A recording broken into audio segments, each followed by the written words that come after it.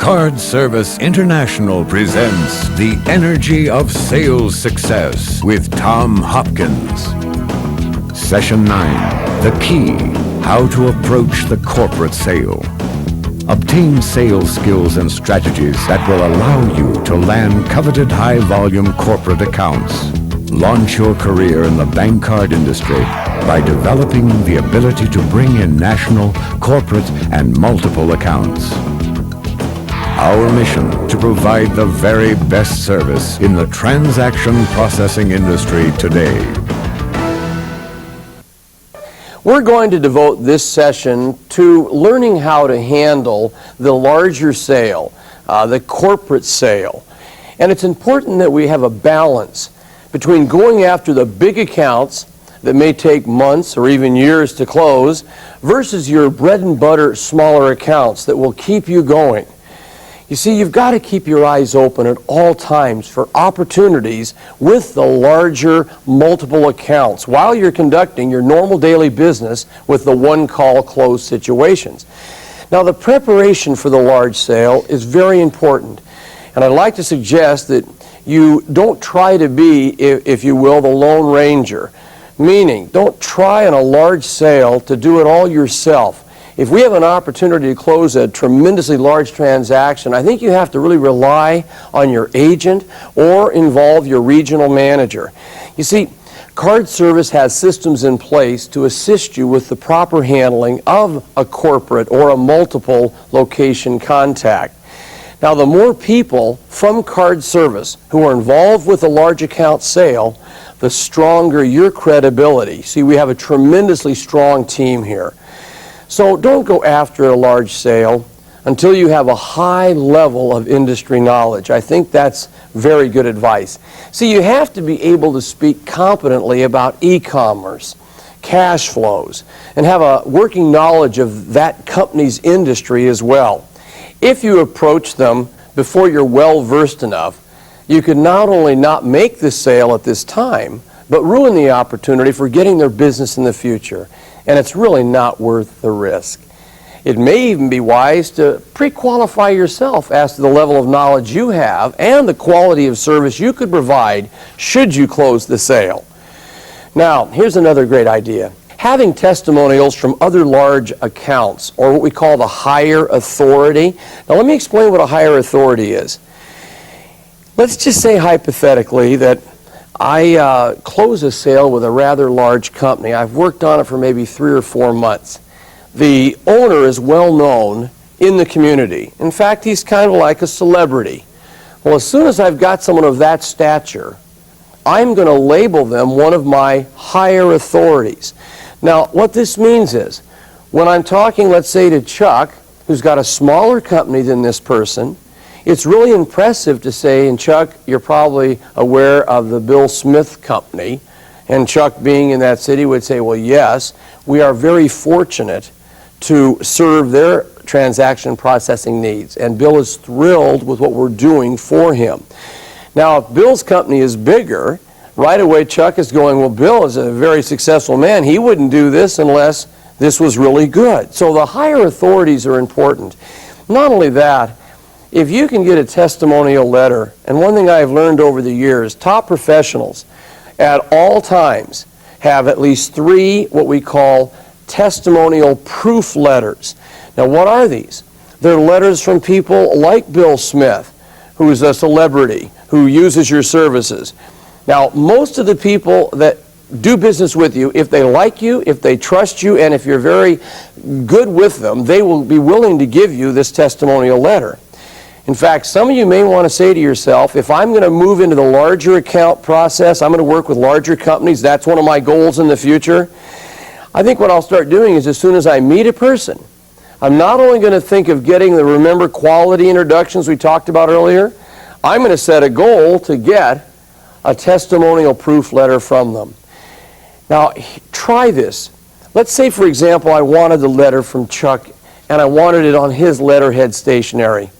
I would wait till the whole transaction was closed. I would make sure he was in. I would go into his company, and I would just get a chance to chat with him. I'd say, Chuck, Are you happy with what we've done for you so far as the service we've given you with Card Service International? He says yes. I'd like to ask you a favor, and I hope you don't feel I'm being somewhat bold, but I would be so flattered if I could have in my portfolio a testimonial letter from you to me on your letterhead just telling me how happy you are with what we've done. Do you have a challenge with that? No. See, believe me, if you word it like that, rehearse that now, they'll say, no, that's fine, Tom. Then here's the next move. In fact, what I'd like to do to save you time, why don't I jot down a few things, and if you agree with them, maybe I can just have your assistant, Diane, type them up, and if they're in line with your thinking, you could put your approval underneath them, and I'd have it all taken care of. How does that sound? Fine. See, first of all, he likes the fact you're saving his time. Secondly, he will never write as good a letter as you can write. Isn't that right? Absolutely. So why not jot down a nice letter from him to you? Now, it's got to, of course, be totally honest. It's got to tell what you've done. See, the challenge with some people sending you a letter, they won't really stipulate all the benefits they've gotten. They won't say things like, Tom, thank you so much for being persistent in helping us get involved with Card Service International. I was somewhat dubious in the beginning, and I was leery if you could do what you said you could do. But I'm writing this letter to say you have done more than you said you could do. You have far exceeded our expectations. Thank you so much. Please show this letter to anyone. And if they want to know more, I'd be more than happy to talk with them. Now, that might be going a little far. Anyway, so, so that's one thing, that the testimonial proof letter, you should have 3 of these. Is it impressive when you walk into a company and say that to the decision maker? You know, you might now be a little dubious if we can do what I'm saying we're going to do. Here's a letter from, and you show the letter from Chuck and his company, and wow, the person goes, that's very impressive. So that should be part of your portfolio. Now let's talk about the approach. Now, in most cases, your decision maker is the chief financial officer, vice president of finance, or in some other accounting type of position. In some cases, where you may find a local business with 2 or 3 locations, the business owner may be the right contact person. Now, these people are going to be bottom line kind of people. They're looking for someone serious about helping them grow their business. They have a pretty good business knowledge and probably have already investigated using transaction processing services. They're going to want to know background on Card Service International. They won't be making quick decisions either. They may want to do a cost comparison. So you have to know the competition as well as you know our business rates, equipment, and services. See, there's an old saying, you can't beat the competition till you know the competition. And I don't care who your competition is.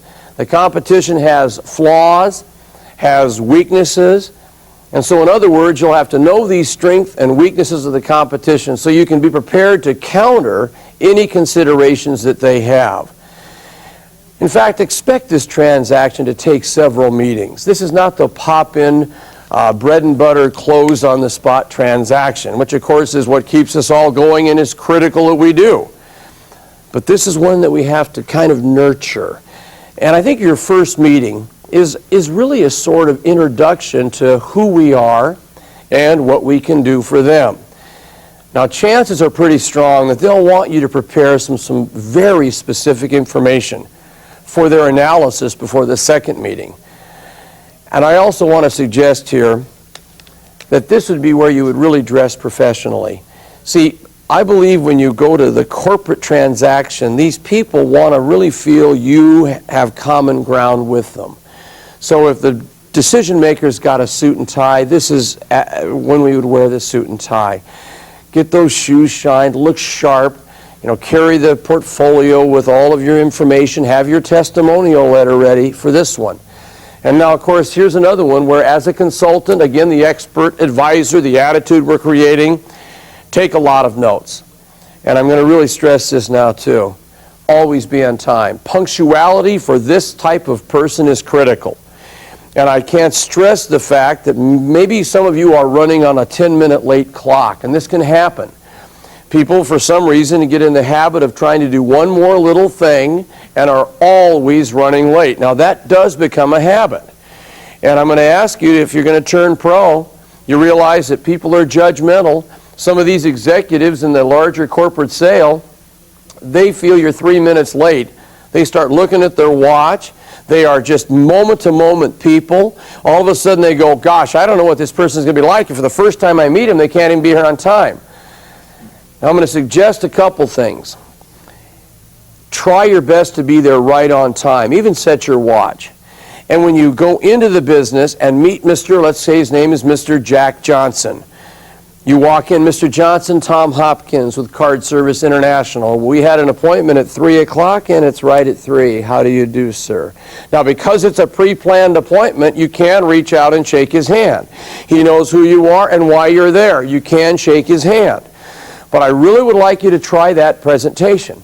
And I think even with a small business, let's say you've got a 10 o'clock in the morning appointment. They called in, or they are interested in internet services, or developing a website, whatever. Walk in. Hi, are you Jane Williams? Jane, I'm Tom Hopkins with Card Service International. We had an appointment at 10. Look at watch. It's right at 10. How are you? What you have in essence said, I am punctual. The more they see you take care of details, the more you're the type of person they want a long-term relationship. And not only that, if the competition comes in 5 minutes late, you've got one up on them in the very beginning. Very important. Now, when you determine when this meeting is going to be set and who the people are that will be in the meeting, be sure to have enough business cards for each of them. And of course, you've written what on the business cards? Thank you. And don't be afraid to do that presentation in a group. Let's say there's 3 people in this little meeting. You would start out possibly by taking your cards out. I want to first of all begin by just thanking you and your company for giving us some time to see how we at Card Service International can serve your transaction processing needs. And let me give you one of my business cards. Boom, boom, boom. You might note that I've written thank you on the card, and I guess the reason I did was to just thank you folks in advance for hopefully the opportunity to let us serve your needs. Boy, what a wonderful way to start the presentation. You have elevated yourself so high above the average person in this industry, all right? Also, try to get one of their business cards. Why? Because we're going to be sending them a very nice thank you note. We're going to tell them how much we appreciated their time.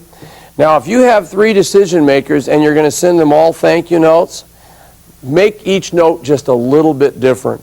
It shouldn't be boilerplate. They don't be drastically different, but just enough so that if they were to compare notes, they don't say, wow, they must have these just shot out like crazy. You all with me on that? Now, you also may want to include a brochure on card service with this letter. Again, to reinforce what you can do for them so they can see, they can feel the power of Card Service International. Now, if they know nothing about our company, when you arrive, they could be somewhat defensive. That's why the second meeting, they should have reviewed some of these items that we've sent them. And hopefully in your note you might say, I hope you'll take a moment to peruse the items I sent to you so that when we meet, to save time, you'll know a little bit about our services. That way, possibly they'll at least review some of the brochures. Now, the accountant who's going to be writing the actual check, who is the final decision maker money-wise, they will probably read every word if you ask them to, okay? Don't send an application or the information sheet at this point. I think that might be a little too assumptive when you're working on this type of account. I will say, though, you've got to do your homework.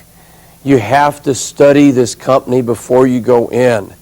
I would suggest you go online, find out as much as you can about the business. You see, some companies even post information on their key players. And boy, is it wonderful to know the background of one of these key players at the meeting and compliment them or talk about it, discuss common ground, you see. I think you ought to read up on those people and find out as much as you can, so when you're in the meeting, they know you've spent time studying the company and their backgrounds. People in these positions in large companies have seen